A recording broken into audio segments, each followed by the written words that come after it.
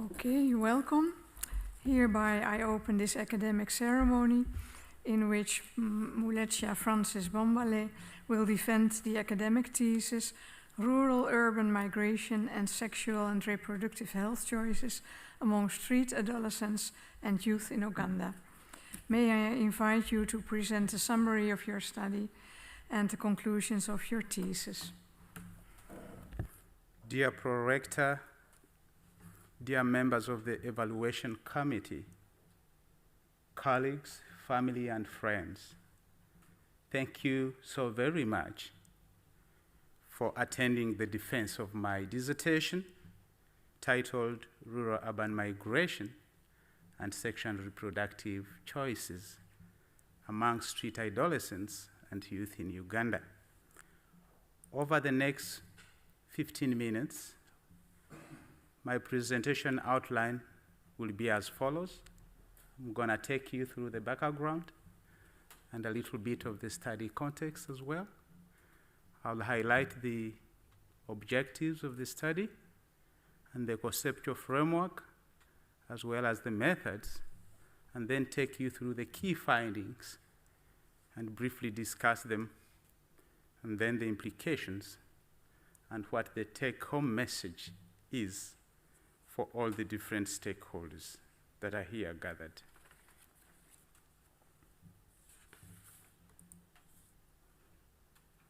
As a way of background, the topic of rural-urban migration has been at the center of global debates about urbanization and development due to its influence on the social and economic underdevelopment of the rural areas. And within the context of urban health, street children and youth face several health risks, including high rates of unwanted pregnancies, sexually transmitted infections, sexual violence, as well as poor maternal and child health outcomes. And these are quite common, especially in the developing countries. And drawing your attention to Uganda, where the study was conducted, over the past decades, we are seeing an increasing internal migration phenomenon that is leading to an influx of street children and youth who are most at risk on all fronts. And these migrant populations are at a higher risk for poor health outcomes. And while extensive studies have been undertaken in the past to interrogate the outcomes of youth migration, in Uganda, much less attention has been paid to the relationship of rural-urban migration, especially of the street youth, and how this impacts their sexual and reproductive health choices is a topic that is of interest to both the scholars and policymakers. Therefore, this research provides the first empirical evidence on the effect of rural-urban migration on and other determinants of sexual and reproductive health choices among street adolescents and youth in Uganda. In this slide, you will realize that when you get into Kampala, this is the kind of situation you will find. It depicts the real situations of street kids who you will find roaming the streets of Kampala. And these are children of all ages, as can be seen from the photo. And oftentimes they are begging for money from motorists and pedestrians along the major city streets. And the majority of these are mainly migrants from most of the rural areas of Uganda coming to the city for survival. And this is where the study was undertaken. We did it in the Kampala capital city of Uganda and in 3 of the 5 divisions. In terms of the research objectives, this study really focuses on the effect of rural-urban migration experiences and how that influences the reproductive and sexual choices of these street youth.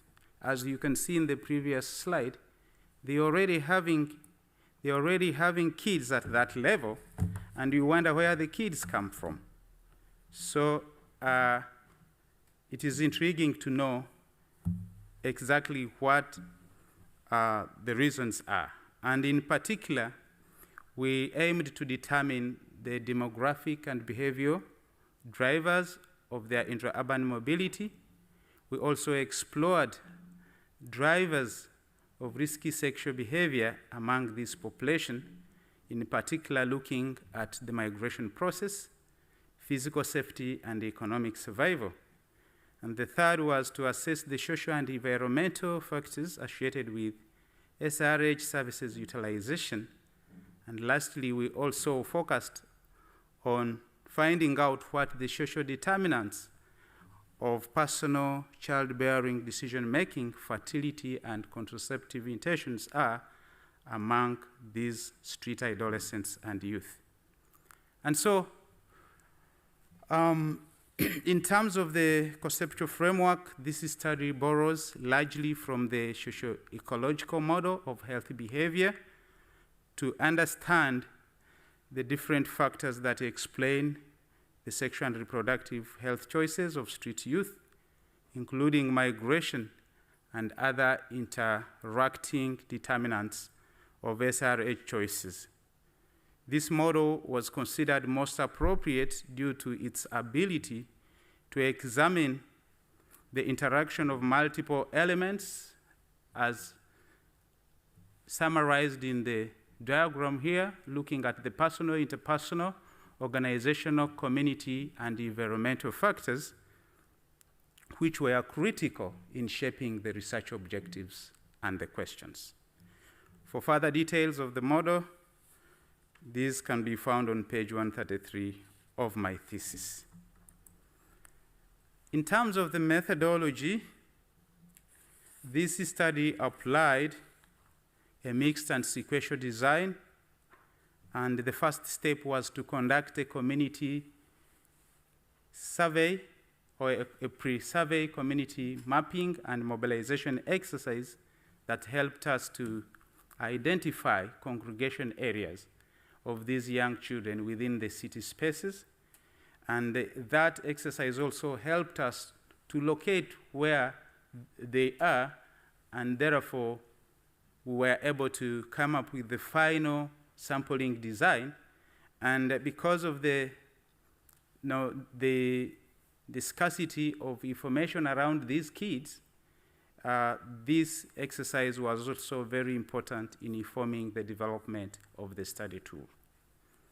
And the next step was to do a quantitative survey among 513 street youth, as well as a qualitative study, which was a follow-up of the quantitative study to ensure that we get a deeper understanding of the migration experiences and their choices.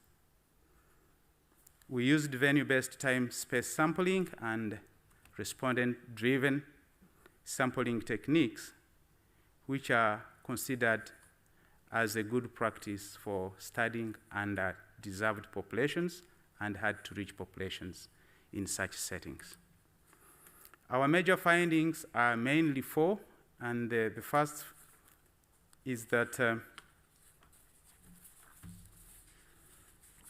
intra-urban mobility of the street kids was associated with engaging in sex work, having a daily income of $1 or more, gender, and the duration of stay following the migration into the city, as well as physical safety within the city spaces.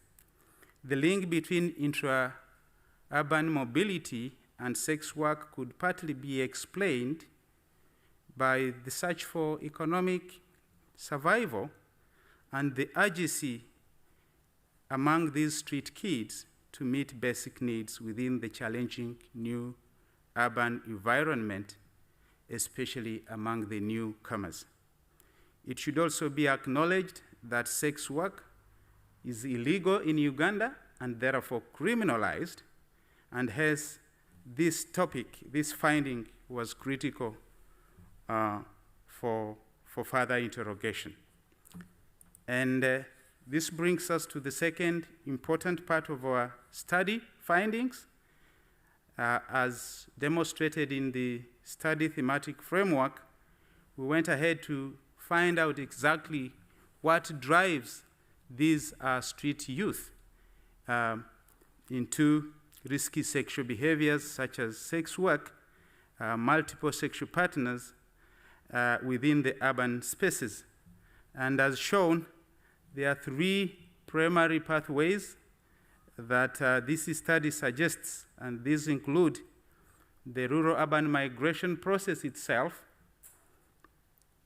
through sexual exploitation and abuse that goes on along the migration continuum. The second was economic survival through engaging in casual jobs and sex work, and then the issue of personal physical safety within the urban spaces, which is more related to their living conditions. Risky sexual behavior was found to be an adaptation to the challenging street life. And as one of the IDI stated, I quote, "If you do not have money to pay for a place to sleep, sometimes they can forcefully sleep with you in exchange for space." This quote clearly demonstrates the gravity of sexual abuse among street children and youth, especially the girls. And the findings further suggest that the city spaces offer migrant street youth less access to social safety and support, which is critical for their sexual and reproductive health and well-being. The third key finding was that the study revealed that access to sexual and reproductive health services, in particular HIV testing, STI screening, and use of modern family planning, was rather low among the migrant compared to the non-migrant street adolescents and youth, and was positively associated with older age, that is 18 and above, knowledge of a family planning care facility, and access to SRH information. The low use of the SRH services by migrants and the young age group could be attributed to their inability to navigate the complex urban environment, and also it could be related to a process of adaptation to the new street life in the quest for SRH services and other basic needs.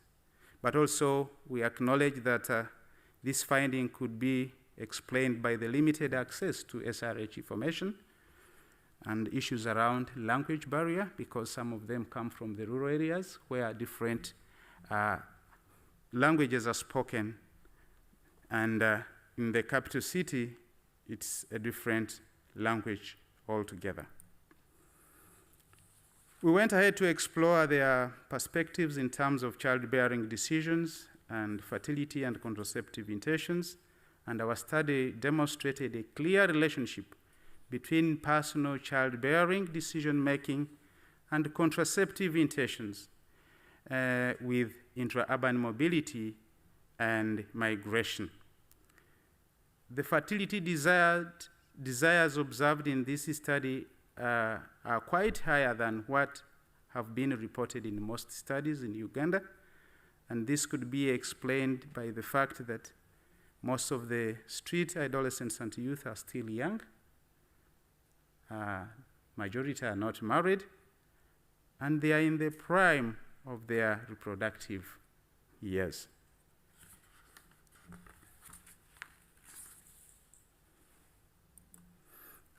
Implications of our study.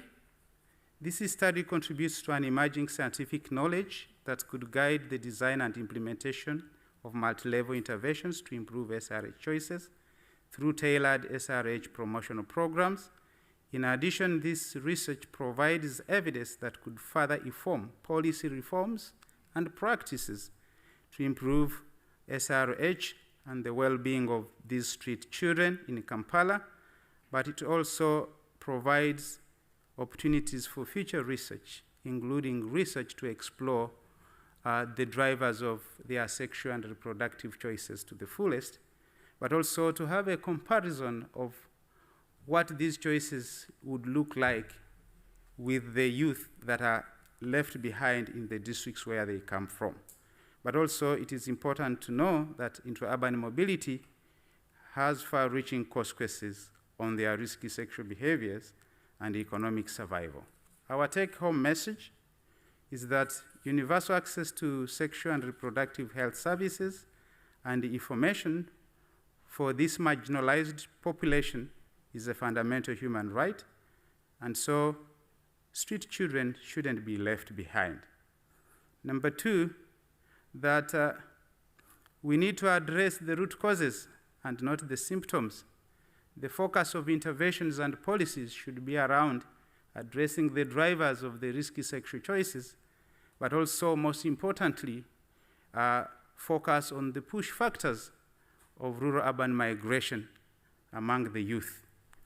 And lastly, we call on governments, development partners, the academia, and other stakeholders to recognize that SRH rights of street youth is a public health issue and ensure adequate investments are made. I thank you, and I kindly hand over the floor to the Pro-Rector. Thank you very much for your presentation. The opposition will be opened by Professor De Vries, Professor of Health Promotion and Education at this university.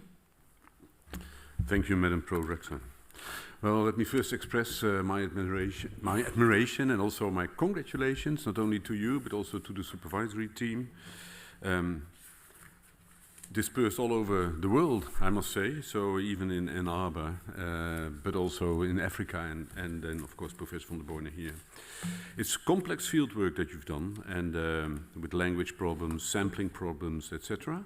So I really admire you for that, and then this resulted, of course, in 3 publications already, and 1 on the way, I think. They're all published. The 4th one has been published by now? Okay. Yes, this is due to the fact that I read the manuscript, and when the manuscript was there were only 3, and the 4th one was still on the way. And I indeed saw that you improved, after us having read the manuscript, you improved quite a few things in the introduction and in the discussion section. So also that is a good thing, I think. You did it with speed. It was a short period, actually, so I congratulate you on that too, because you know, sometimes these trajectories take far more time. So that's all good. But of course, you know, I have some critical questions as well. And to start off, I was just curious. I don't know. What is the estimated number of street youth in Kampala? How many street youth would there be? Could you tell me? It's anecdotal data. That's why it's an estimation. Yeah, so it's been estimated to be about 5,000 to 8,000 street youth. Okay. Out of an estimated 20,000 street youth in the entire country. Okay, so there's also quite a few in other cities than Kampala. Kampala is the capital city and the commercial hub for the entire country, so everyone gets into the space for. Yeah. And then how many rural urban migrant youth? Could you tell me something about that? Current estimates put the figure at around 3/4 of young people moving from the rural into the city space. So in there's search millions. for opportunities. And there's millions, actually. Yeah, they are quite a number. Yeah. Yeah. So, and then we do the combination. So how many of the street youth are actually migrants? In this sample? No, in general. That information I don't know, Prof. Okay.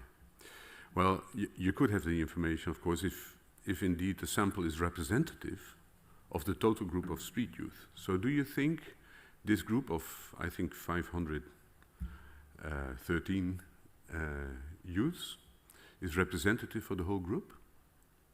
I would believe so, based on the methods, because I largely used probability sampling methods. Did you use probability sampling? Yeah. I think you told us just now that you did purposive sampling and also respondent-driven sampling. So that is not really...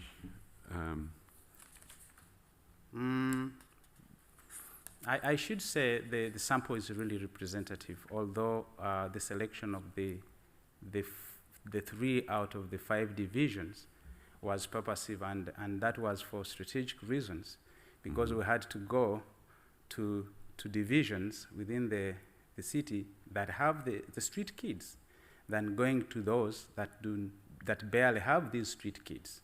And these are more of the central divisions around the commercial area of the metropolitan. But then I think you did, you used parishes, the number of parishes and the number of venues in each parish as a sort of an estimation of the, let's say, as an input for the sample size that you take from every parish. Is that true? In fact, I applied probability proportional to size to select the parishes. Okay. And I think that explains how random the sample could have been. But also when it comes to the selection of the congregation areas, again, through the community mapping exercise, we were able to determine how many exist in each of those parishes we had selected. And then we did another kind of random selection of those, so that finally, as we get to the participants, already the probability sampling techniques are taken care of. Okay, thank you.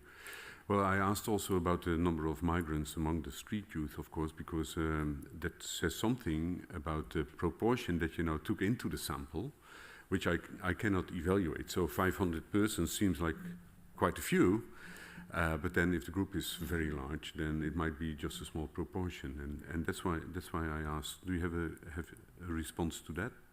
I must say, in terms of sample size calculation, this study had really adequate power, and we also factored in the design effect to ensure that issues around homogeneity and heterogeneity are taken care of, and also looking at the national surveys and the census surveys that go on in the country. This is a population that is often left out of the of the study population. So there is little that we really know about. No, it's I'm not. The relevance of the study is clear to me, but still, and so the number is not known. No, and also because you don't relate to the non-street youth. So for many of the variables that you want to study, like sexual and reproductive health choices, or sex choices, sexual behavior choices, you don't relate to the general population, which makes it a bit hard to evaluate, let's say, the seriousness of this problem. I acknowledge that as a limitation, my highly esteemed opponent, and I think that requires further exploration. Yeah. Okay. Now let me just talk a little bit about those, the chapter about the sexual choices. No, I started a bit late, Bart, so I still have time. And actually the pro-rector is the master of ceremonies here. Because I see that 8% of the street youth that you included in the study is doing sex work. But then, of course, it is only among the sexual active persons. So if I then compute this for the total number of street youth, it's only 4%. And for the risky sex behavior, you report 6%, but then again, if I relate this to the total group, so also the non-sexual active, then it's only 3%. So I was wondering whether this is really, a relevant problem within, and more of a problem within this population than it would be in the general population of youth in Kampala, Uganda. Can you say something about that? Yes. I acknowledge that the finding seems to give an impression that the behaviors are really not that prevalent.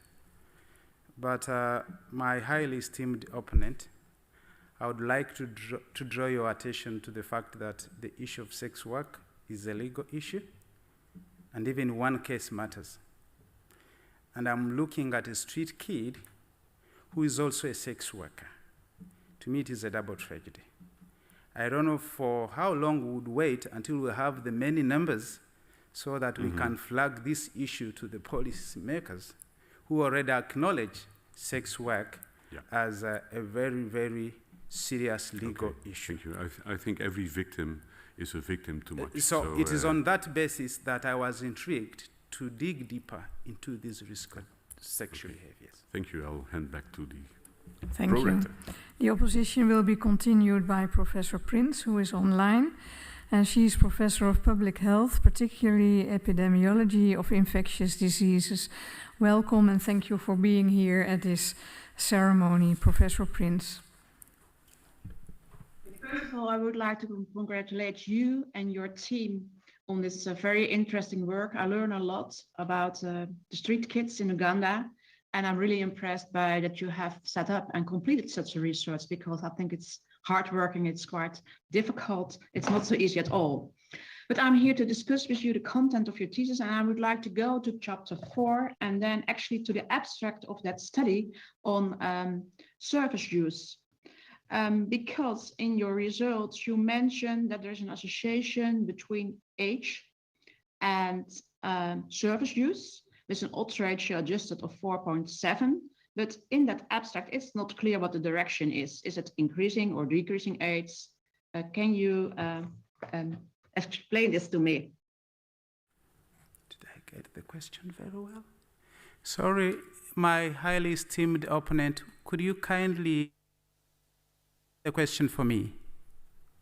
Yes, in the abstract, you mention an odds ratio of 4.7, the abstract of chapter 4, between age, getting older or getting younger, and health service use. Can you explain whether is it an increasing or decreasing trend, whether you evaluated the effect as a categorical variable or as a linear variable?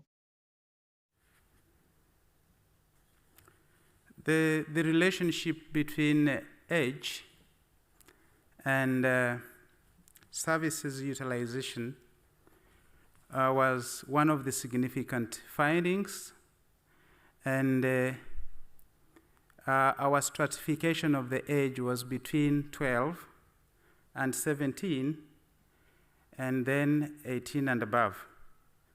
Why did you choose this cutoff? Sorry? Why did you choose the cutoff of 18 years? Because according to the Ugandan law, a person who's aged 18 and above is an adult. And I'm looking at a mixed population of children and young adults. And so when it comes to consent for services, again, adults are actually supposed to do the consent without the adults are supposed to do the consent, but the children need parents and guardians to be able to access services. So that partly explains why I came up with that categorization. And looking at the city space, I would want to draw your attention to a highly congested city with over 1.5 million people, and you're having these little young people moving around looking for services. And according to my sample, 80% of the population were migrants from rural districts. And so these are, they are new. Sorry to interrupt you, but I would go back to why you choose 80, because I think in epidemiology, it's if you dichotomize your variable, you might even introduce selection bias. So I think that was my main point. But actually, I would like to move, sorry for interrupting you, but I think we have to move on because there are many professors who would like to ask questions. When I go to your table 4, it's very clear that what you pointed out, that the non-migrants have a higher likelihood of attending those services. But you mentioned that might be confounded by sexual behavior. And I'm wondering, if you put in sexual behavior in your model, hypothetically, would you have a lower or a higher estimate for non-migrants? It's on page 84.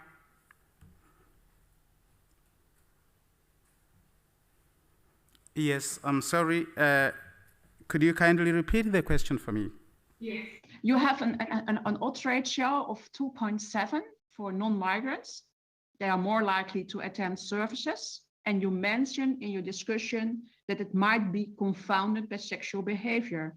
So I'm wondering, if you had put in sexual behavior, would you expect a stronger relationship or a less strong relationship between being a non-migrant and service use?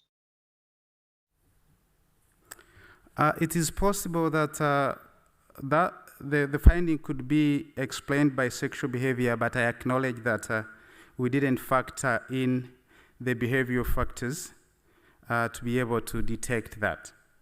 However, during the qualitative strand of the study, which elaborates more our quantitative findings, it was evident that actually sexual behavior could have an influence on service utilization. And do you have an idea in which direction? Is it an overestimation or an underestimation? What would happen if you adjust for sexual behavior? Sorry? If you adjust for sexual behavior in that model, would you expect the estimate to become become from 2 to 5, or to become more lower, just an odds ratio of 1? It could be either way, but most likely it would lower the odds ratio because sexual behavior, especially looking at multiple sexual partners within the urban space, and the issue of access to facilities, including the cost for some of the services, especially for private clinics, that could negatively also affect utilization of these services. Yeah, I think I fully agree. Thank you for your answer. And I have more an advice question for you. These days, we have many young refugees arriving in the Netherlands. They have a history of homelessness, living in street, and sexual abuse. What would you advise us as the Netherlands? What should we do to promote sexual and reproductive health services for those individuals? Can you give me a recommendation based on the research? Our recommendations mainly rotate around 3 areas. The issue of improving healthy choices among the young people. Number 2, the second is looking at access issues to the services, and 3, an enabling environment within which these services. If you place your findings to the Netherlands, would you really recommend that we should bring those spacious services into refugees accommodations in the Netherlands? Yeah, my argument is that if the services could be brought nearer to where these street children and youth live, that would improve their situation. Because they spend most of the time in the streets looking for survival. They hardly have any time even to go to the health facilities within the urban settings. But also, when we interacted with them, in their own voices, they said, we want messages delivered in the languages we speak. Not in Luganda, not in English, but in a language that each tribe represented among these street kids speak. And I found that exciting. Number two, they feel they have been left out. They need to be involved more in policy discourses and also in the planning. But even when you look at the Kampala Capital City strategic plan, again, they are not being considered as a priority area for intervention. And I believe that these children have special talents that can be enhanced to even become better contributors to the urban growth and economic development. Thank you. It's very interesting. I think it's really important to communicate and to bring in those services to the street youth. And I hope to have some discussion with you later on, somewhere after the defense, but I give the floor back to the director. Thank you very much. Thank you so much, my esteemed opponent. The opposition will be continued by Dr. Jane Alai, Associate Research Consultant, Simba Education Consultants, Africa Regional Office. Thank you for being here and welcome. Thank you, Madam Prorector. My question, first of all, let me congratulate you, Francis. This is, I think, very important work. This is, thank you, Francis, and congratulations once more. I think this is a very important topic, and I believe that it is timely. If we could find the answers to the questions that this work raises.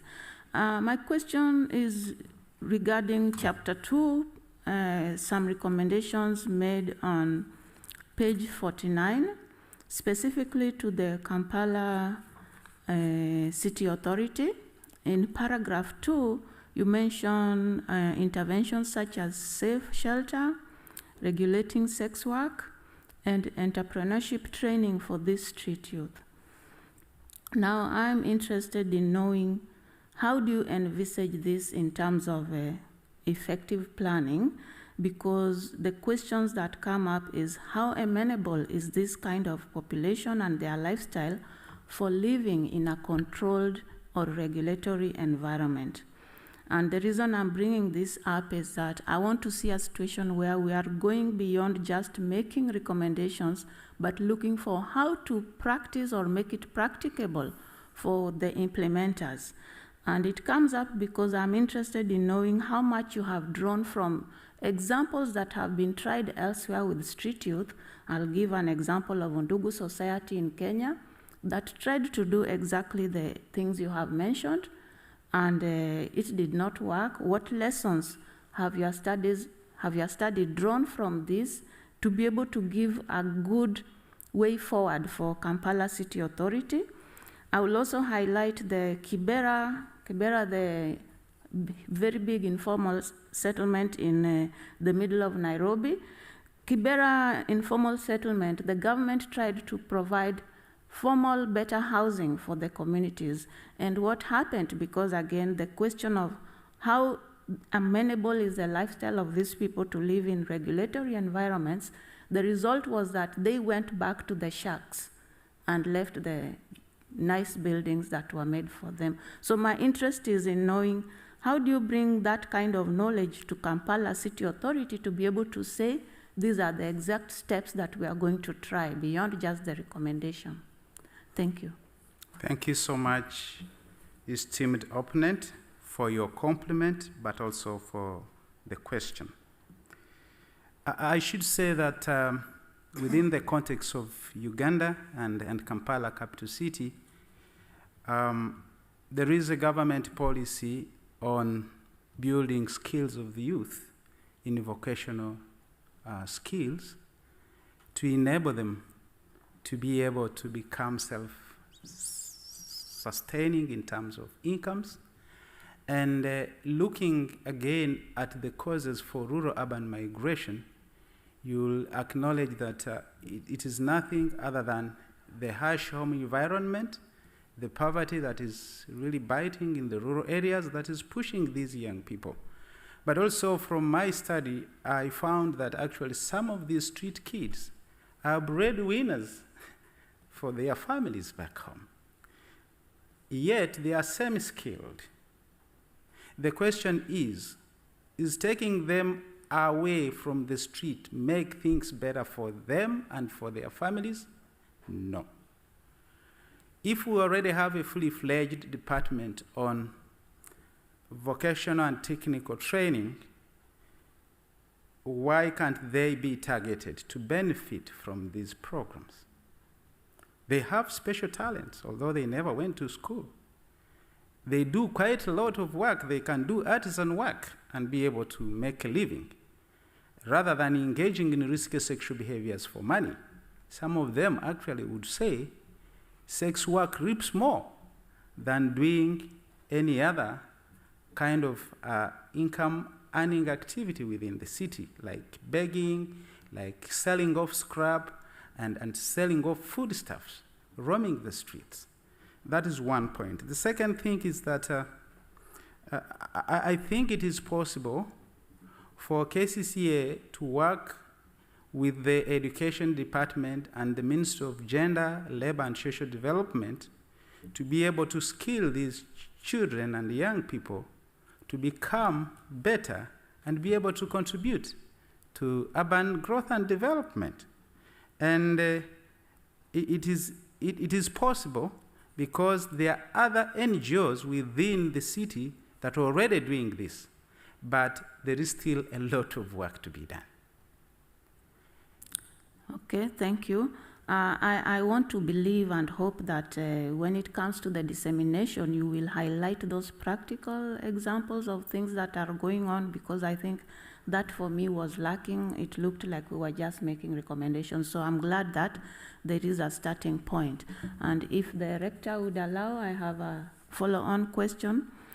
In chapter 3 on page 66, the second paragraph from the bottom, you mention the concern that they are not involved in health services, and I think you mentioned it in one of your responses to an earlier question. My question back to you is, do they have a body that may be a voice through which they may speak with the planning authorities? And I bring this up because the Sex Workers Association exists, and through this, the government is able to engage with sex workers. The same with trackers, who are key population. They have a trackers association through which then trackers as key populations get their voices heard into planning. So my question is, if we wanted to involve these street kids, what would be the avenue for that? And it comes up that they look to me like a key population, and does the Uganda key population strategy have room to incorporate this? Because instead of working with silos, we could work and integrate them into what is existing. Notably, key population programs address different levels of the population and different age groups and with different kind of risk issues around them. So my question is, would it be possible to integrate them in key populations programs and then have a specific strategy that just looks at them as children? Esteemed opponent, thank you for your question. But also within your question, I acknowledge the strengthening of my recommendations to ensure that we further recognize these street youth and adolescents as key pops. You are aware that the definition of key population varies from country to country, and within the Ugandan context, I think suffice it to say that the initial step here should be, first of all, to recognize them as vulnerable populations before we even think of key populations. But because already some of them are into sex work, they definitely qualify as key pops. Unfortunately, they are not well recognized in strategic plans for KCCA as a key priority area that needs to be targeted within the city. And also within the Ministry of Health, they are really recognized. But again, in terms of policy formulation and implementation, the city authority has the audacity to make efforts to ensure that they are recognized. Apparently, I don't see any kind of organized groups of these street youth that could act as a coalition to advocate for their rights, but I'm aware of NGOs that are really working closely to promote their rights in regard to sexual and reproductive health. So I really appreciate that comment, and I hope that at a later stage, when I disseminate the entire book to KCCA, something that I'm planning to do in the coming months, I should be able to further highlight that. Thank you. I give it back to the rector. Thank you very much. The opposition will be continued by Professor Kok, Professor Emeritus of Applied Psychology at this university. Thank you. Dear candidate, we have a time issue. So, page 133, at the bottom. Yes. This is about theories, and what you say is that you did a wonderful choice by using the socio-ecological model, which is true, actually, and it's laudable. And then you go bashing other theories because they are rationalistic, individualistic, insufficient, and that kind of thing. Do you want to reclaim that statement, or do you want to explain why you are right? Thank you, my highly esteemed opponent, for your comment. I want to take two views, as clearly demonstrated in your question. That, first of all, we need to acknowledge that the socio-ecological model is a theory-based framework that best suits the research questions and the different perspectives that this study alluded to. I acknowledge that other models, including the cognitive theories by Bandura et al., could come in handy to explain certain factors. Unfortunately, those factors were not well captured in this study, and I think that provides me with an opportunity to further interrogate them in the future, especially socio-cultural and cognitive aspects of SRH choices. So I do acknowledge that as a limitation. The one thing is that also in your recommendations, you indicate that now the problem is actually at a higher level, decision makers, politicians, whatever. And then you need all the theories that you can use. But I'm satisfied with the answer, Rector. Thank you Thank so much.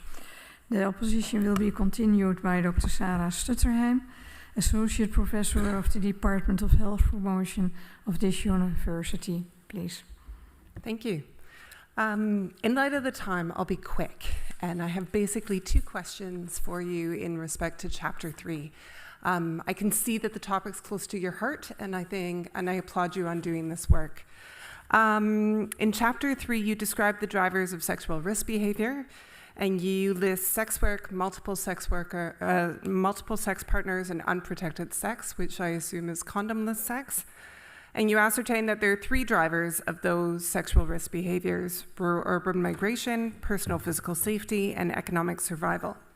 In reading the chapter, I came to wonder whether or not you set out to specifically focus on those three drivers, or whether you went into that study with a broader approach where you would look at any possible driver on whatever socio-ecological level. And I ask this because your methodology implies the latter, a broad focus, an inductive approach, but the research question presented in the chapter suggests that you set out to specifically look at these three factors. And so I'm wondering if you could clarify that approach. Yeah. Thank you, esteemed opponent, for your observation and question. To respond to your question, I should acknowledge that this chapter is one of the problematic chapters that I ever had, especially in terms of publication. Mm-hmm. Initially, I wanted to bring on board all those elements you've mentioned, but the peer reviewers kept on saying, cut on the results, cut on this. It is too broad. Okay, so this is the and opportunity. so I acknowledge that as a limitation, Yeah. that I couldn't highlight those aspects that you're speaking to. But I think they provide an opportunity for me, again, to do more work beyond this research to ensure that we also have those elements well captured. Okay, so what I hear is that you've trimmed and fit to the mold of the publication. Somehow I lost Yeah. the nitty-gritties. Yeah. I acknowledge In that context, that would suggest then that there were other drivers that you took out of the manuscript, correct? They are, but not to the extent that I looked at all the drivers. Okay, but are there other important drivers that weren't reported in that chapter that that it'd be good for us to know about? The drivers are basically three, as I mentioned. Mm-hmm. You're looking at the rural-urban migration process itself Yes. that exposes these children to sexual abuse. Along the journey, some of them use commuter taxis, and they sleep for many days on the road from their home districts to the city. It can take 2 to 3 days. And at those stops along the roadside is where most of the abuse happens. The drivers abuse them. They get into the city space. The purportedly receivers or caregivers go ahead to exploit them. In fact, we found out that they worked for what we call street angles, the caregivers, adults, who deploy them onto the streets to work. And in the evening, they have got to remit something to these people. And we know the perpetrators. And this is what I'm bringing to the fore for KCCA, to be able to punish the perpetrators, because the Children Act is clear. The second thing is economic survival here. Sex for money. Sexual favors by the adults who want to help them.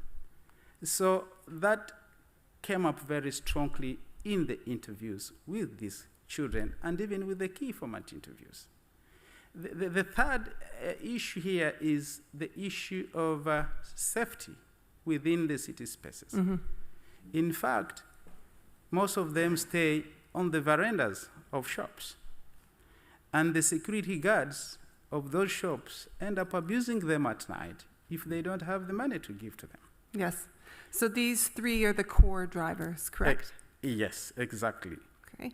But also, we found that they were living in socially networked groups and in open spaces where sex is done in the open. And the young people were saying, we see these things daily, so we can't resist doing them because our elder peers do them. And this is where social networks come in as another driver of risky sexual behavior. Okay, thank you. Thank you very much. The opposition will be continued by Professor Bosma, Professor of Social Epidemiology at this university. Okay, dear candidate, also my congratulations for with your accomplishments. You did an important study into a very vulnerable group. And my question is also about this vulnerable group. You paint a picture that indicates that there is a really vulnerable group with a lot of problems, etc. And next to what Professor De Vries already said about knowing a little bit more about the extent of the problem in terms of percentages, I would also like to know how, for example, these street Jews in the city compare to the ones who stay in the rural areas. Because there you also say they very bad situations in the rural areas, and therefore they migrate to the big city. And did you study that, or do you know of studies comparing the street youth who migrated to the cities and comparing it to the rural youth, they stay in rural areas. Thank you so much, highly esteemed opponent, for your compliment and for your two questions. To address your questions, first of all, I will say that this study did not include the strand of making that comparative analysis between those in the city and those back in the districts. And this becomes one of the recommendations in the areas for further research that I articulated in my thesis. And indeed, it would be exciting to compare the two populations. And previous studies have not looked into that. So this again becomes the first level of evidence to provide information in that regard.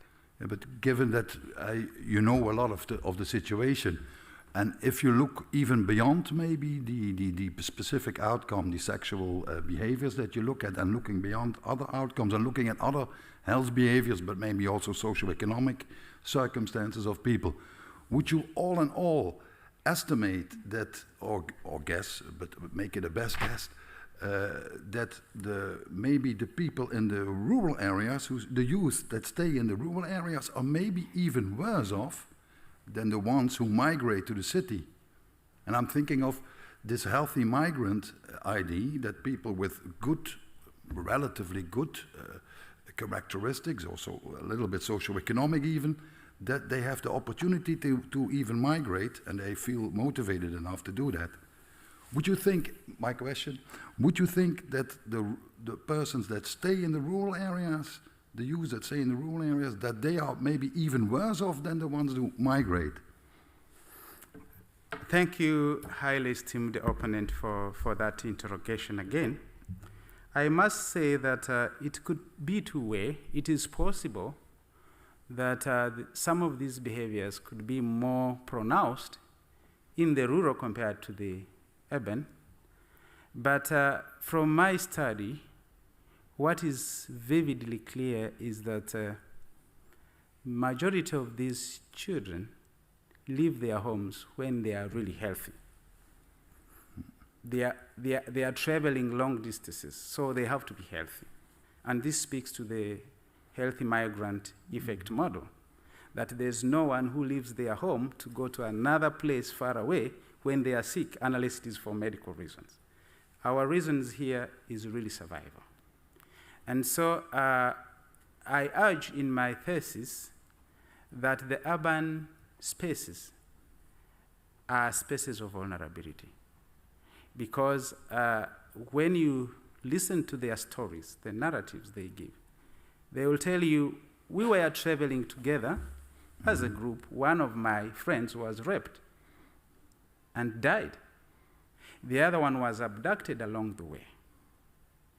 And that has significant implications on the question you're asking.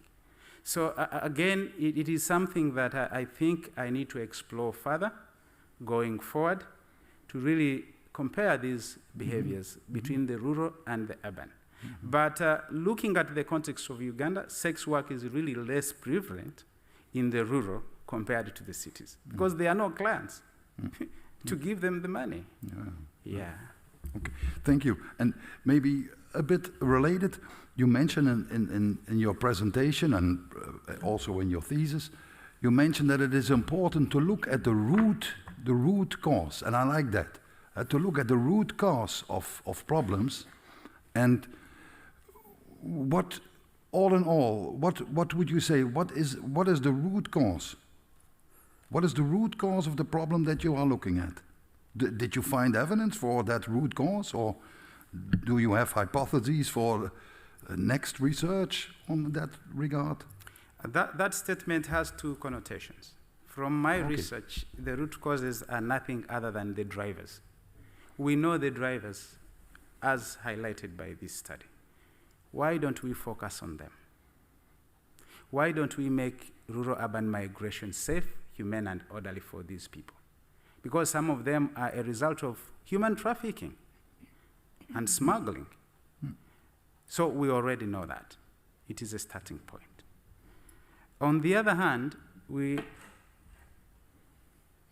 I talk of root causes, I mean the poverty we are talking about here.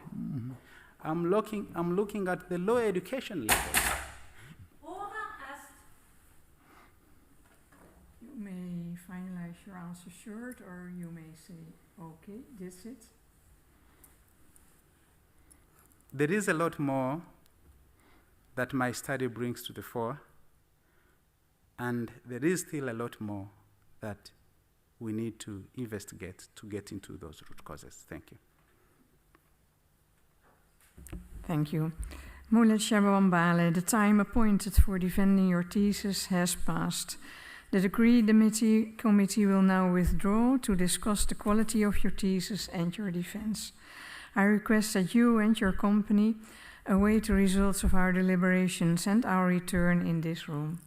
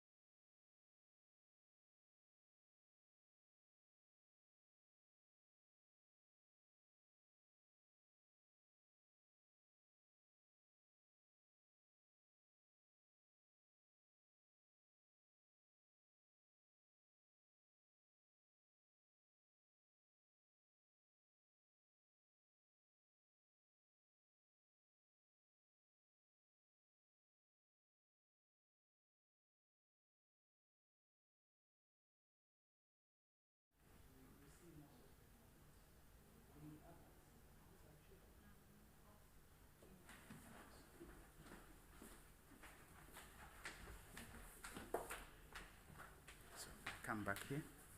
Yes. And you have to speak in the mic. What will I speak? In the mic.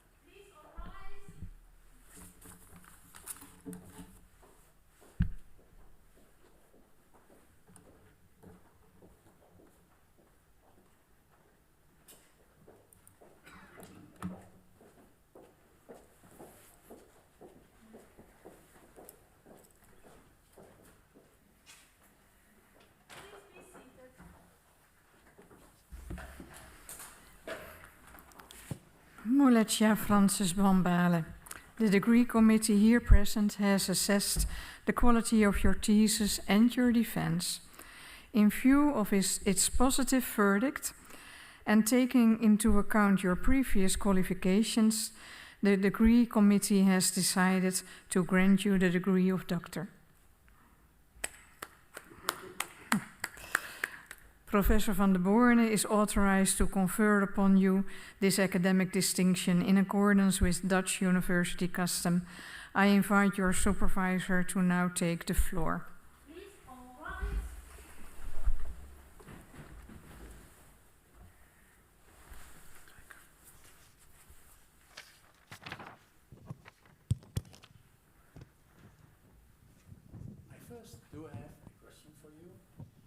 Do you promise to work in accordance with the principles of scientific integrity at all times, to be careful and honest, transparent, independent, and responsible? What is your answer? Yes, I do. By the authority vested in us by law and in conformity with the decision of the committee here present, I hereby confer upon you, Mulekya Francis Bwambale, the degree of doctor and grant you all rights attached by custom and law. As evidence of this, I now present you with the degree certificate signed by the rector, the secretary, and the other members of the committee and affixed with the official seal of the university. Thank you. I'm so humbled.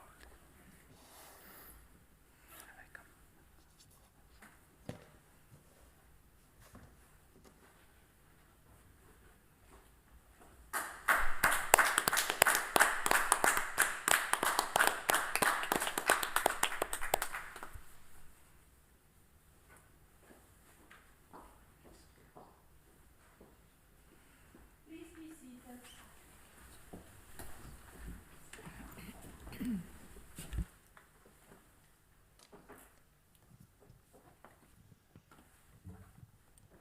Dear Dr. Bwambale, dear Francis, my congratulations to you on the completion of your excellent dissertation and the successful defense of this work. I do this also on behalf of your co-supervisors, Dr. Paul Bukuluki from Makerere University and Dr. Cheryl Moyer of the University of Michigan. Francis, you did a great job. In many countries of the world, there has been and there still is an overwhelming process of people, and in particular of youngsters, migrating from the rural areas in the country to the bigger cities and economic centers. A process whereby many youngsters frequently want to escape a situation of joblessness and limited opportunities for personal and economic development.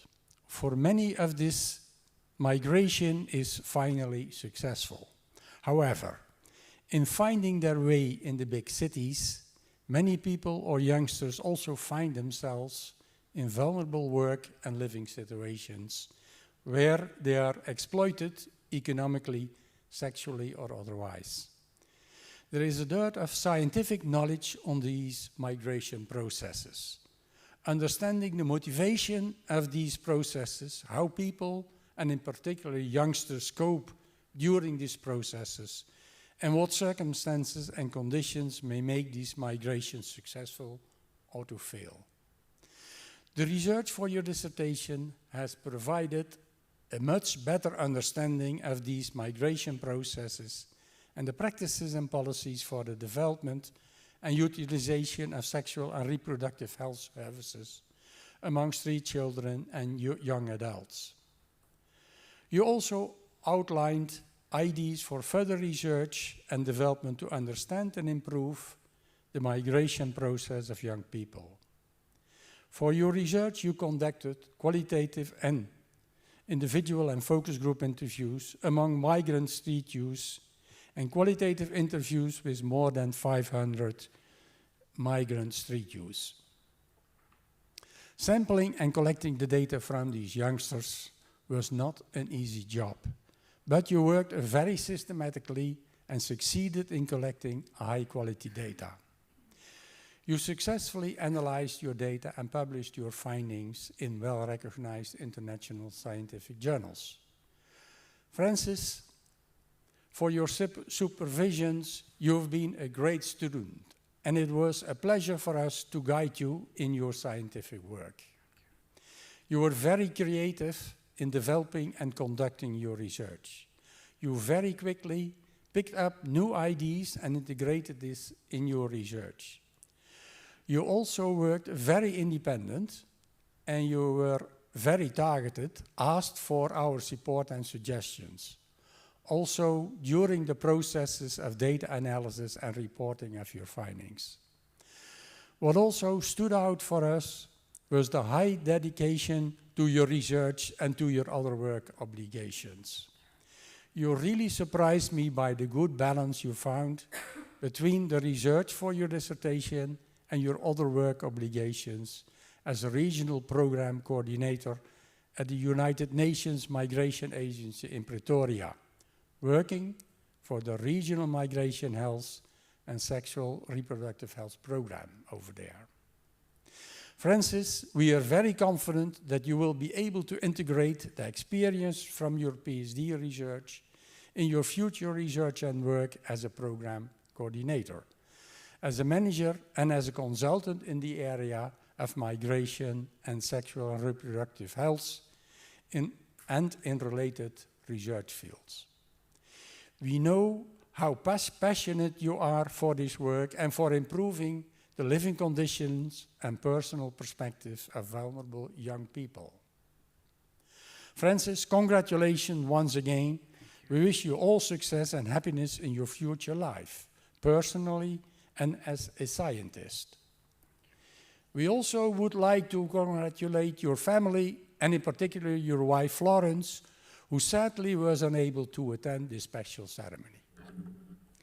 And to your children, and this is interesting, Felemi Embre Siva, Favor Josephat Bwambale, Fausto Angel Mate, Franklin Salama Wami Kulu, and Friday Nema Buhindu. Francis, go well in your future work and in your life.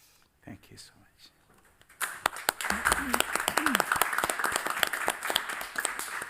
Dear Dr. Mulekya Bwambale, also on behalf of the Board of Deans of this university, I congratulate you with the honor you have acquired. And I also congratulate your supervising team and, of course, your family, who are very important if you want to achieve something. I'm really impressed by your work and efforts, and that was the spirit in the boardroom when we discussed your work as well. We fully admire your work, and you really make a difference. And hereby I end this academic session. And having said this, there will be a formal congratulation moment for the people online. And then we will make a picture in front of the online board. And after that, the online people will say bye-bye, and we make a picture on the stairs, which is commonly done here at this university. And then, finally, we have the reception, including your guests. So thank you all.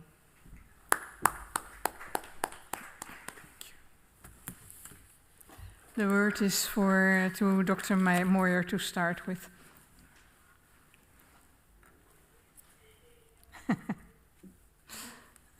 Francis, I could not be more proud. I could not be more happy. I could not be more overcome to say congratulations.